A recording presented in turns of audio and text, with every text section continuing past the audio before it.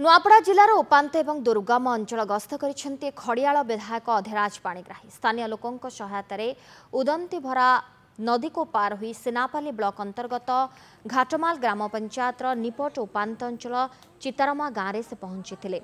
गाँव में पहुंची अंचलवासी स्थिति एवं समस्या को परखिले। अंचलवासी शिक्षा पानीय जल विद्युत एवं गमनागमन सात सपन पलटि बेले तुरंत से समस्यार समाधान करा जिवो बोली प्रतिश्रुति देते अधीराज। ता सहित नदी उपरे एक ब्रिज निर्माण सह शिक्षा स्वास्थ्य गमनागमन मौलिक सेवा प्रदान दिगरे कार्यकारिता को मध्य से प्रतिश्रुति देछन्ते।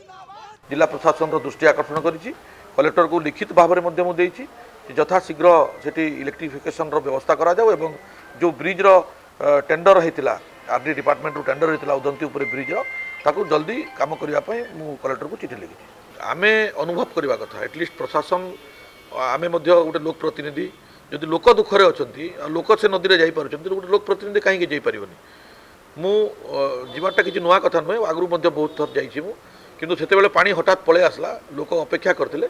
मु बाध्य नदी को पार होकर गली अंटाए पानी थिला सेटा किसी बड़ इश्यू नुहे किंतु कथा रहा जिला प्रशासन गोटे ध्यान रहा कथा ये भली अंचल भारत वर्ष स्वाधीन 75 वर्ष पर भी जदि बिजली पानी सड़क लोक पाऊना अत्यंत दुखर कथा।